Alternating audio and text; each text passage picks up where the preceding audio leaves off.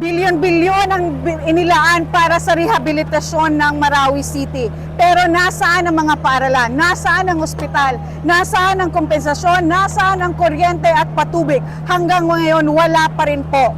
Hindi po totoo na nakabalik na ang mga IDPs sa Marawi City dahil hanggang ngayon, ghost town pa rin po ang 24 barangays sa most affected area ng Marawi City. Bakit po? Dahil po yan sa mga buhayang contractors na kinuha ang nararapat para sa mga IDPs sa Marawi City.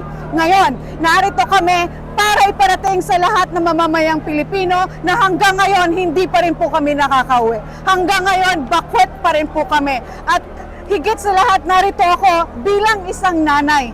Nanay na tumatayo at lumalaban para sa kinabukasan ng kanyang mga anak. Tapos na po tayo, pagod na po tayo mga Pilipino sa mga katiwalaan. Itigil na po ang korupsyon. Laban natin tong mga Pilipino, sabay-sabay tayong lumaban para sa ating kinabukasan at para sa ating bansang Pilipinas.